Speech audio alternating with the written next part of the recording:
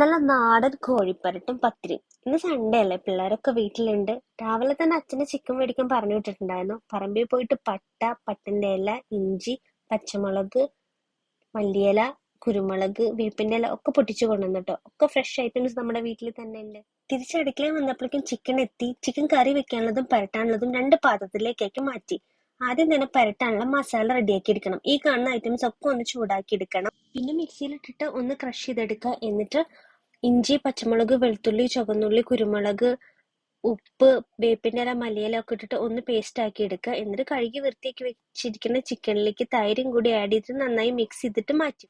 Pan വെച്ചിട്ട് നല്ല നാടൻ വെളിച്ചെണ്ണ ഒഴിച്ചു കൊടുക്കുക. തേങ്ങാക്കൊത്തും ക്രഷഡ് ചില്ലി ഇട്ടിട്ട് ഒന്ന് ഫ്രൈ ചെയ്തെടുക്കുക. എന്നിട്ട് നേരത്തെ മസാല തേച്ച് വെച്ച ചിക്കനും ഇട്ടിട്ട് നന്നായി പെരട്ടിയെടുക്കുക. ലാസ്റ്റ് ഇതുപോലെ ഇരിക്കും. കുറച്ച് വേപ്പിൻ്റെ ഇലയും സബോള ഇട്ടിട്ട് ലാസ്റ്റ് ആ പത്തിരി കൂടി ഒരു പിടി പിടിച്ചാലുണ്ടല്ലോ എൻ്റെ മക്കളെ, ഒരു രക്ഷയില്ല. മസ്റ്റ് ട്രൈ ആയിട്ടാണ്.